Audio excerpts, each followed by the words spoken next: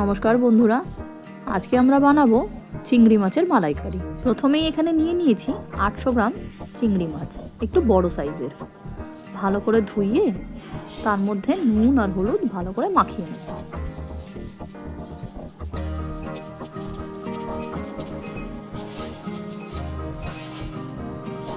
আগে থেকে জলের মধ্যে স্কিউয়ারগুলো আমরা ভিজিয়ে রাখবো, যেটা কিনা এই চিংড়ি মাছের মধ্যে আমরা ঢুকিয়ে দেবো, কারণ চিংড়ি মাছগুলো রান্না হলেই গোল হয়ে গুটিয়ে যায়। সেটা যাতে না হয়, সোজাই থাকে, তার জন্য এই কাঠিগুলো আমরা ব্যবহার করব। যে কোনো ডিপার্টমেন্টাল স্টোরে বা অনলাইনে আপনারা এই কাঠিটা পেয়ে যাবেন। চিংড়ি মাছের শিরধারা বরাবর আমরা এই কাঠিটা এইভাবে এপার ওপার ঢুকিয়ে দেব। এই কাঠিটা মাছের থেকে একটু বড় হয়ে গেছে, দেখুন কতটা বাইরে বেরিয়ে আছে। এই বাড়তি অংশটা আমরা ভেঙে বাদ দিয়ে দেব। এইভাবে প্রত্যেকটা চিংড়ি মাছেই আমরা কাঠি ঢুকিয়ে রেডি করে নেব রান্নার আগে। এবার একটা প্যানে আমরা সর্ষের তেল গরম করে নেব।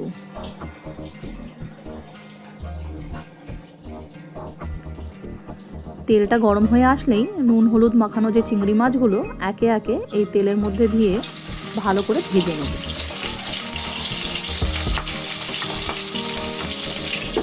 ঢাকা দিয়ে ভাজবেন, কারণ চিংড়ি মাছ খুব ফাটে।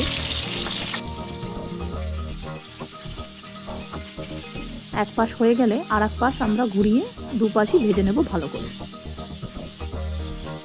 চিংড়ি মাছ কিন্তু বেশি ভাজলে শক্ত হয়ে যায়, তাই আমরা একদম কম ফ্লেমে এই মাছগুলো ভেজে নেব। দুপাশই ভাজা হয়ে গেছে। চিংড়ি মাছগুলো এরকম সোনালি হয়ে আসলেই কড়াই থেকে এবার একটা একটা করে নামিয়ে নেব।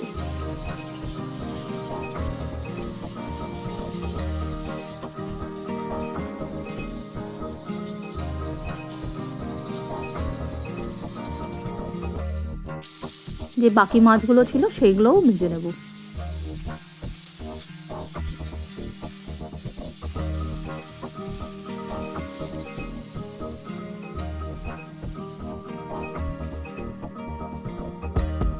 মাছগুলো তুলে নিয়ে ওই একই তেলে দিয়ে দেবো 1 চামচ ঘি। আগে থেকে থেতো করে রাখা গোটা গরম মশলা দিয়ে দেবো এই তেলে।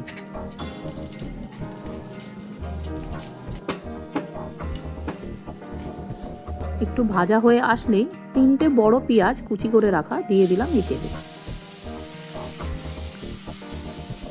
পেঁয়াজটা ভালো করে ভেজে নিতে হবে, একদম লাল লাল হয়ে যাবে।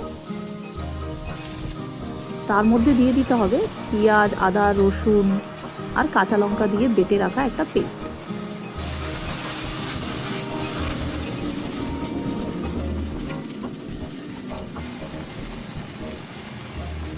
দিয়ে দিলাম লবণ আর হলুদ আর একটু শুকনো লঙ্কার গুঁড়ো।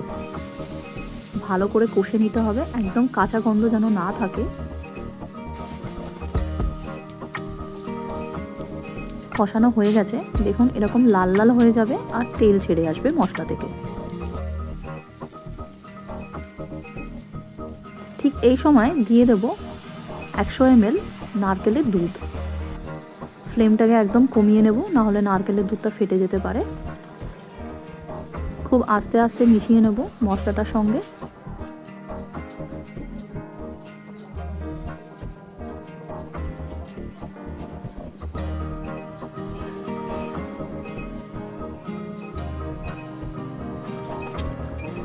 মিশ্রণটা একটু ফুটে আসলেই দিয়ে দেবো বাটিটা ধুয়ে একটু জল। বেশি জল দেব না, কারণ এটা একদম গায়ে মাখা মাখা হবে ঝোলটা। শেষে দিয়ে দেবো একটু চিনি। এবার দিয়ে দেবো ভেজে রাখা মাছগুলো। মাছগুলোকে একটু ঝোলের মধ্যে ঢুকিয়ে দেব। ঝোলটা ফুটে আসলেই তার মধ্যে দিয়ে দেবো গরম মশলা আর ঘি। একদম শেষে ঢাকনা চাপা দিয়ে 5 মিনিট আরও ফুটিয়ে নেব। তাহলেই তৈরি আমাদের চিংড়ি মাছের মালাইকারি। গরম গরম ভাতের সাথে পরিবেশন করুন। আর অবশ্যই জানাবেন এই রান্নাটা কেমন লাগলো আমাদের কমেন্ট বক্সে। চ্যানেলটা যদি এখনও সাবস্ক্রাইব না করে থাকেন তাহলে সাবস্ক্রাইব করে বেল বাটনটা প্রেস করতে একদম ভুলবেন না। ভিডিওটি ভালো লাগলে একটা লাইক আর একটা শেয়ার করে দেবেন।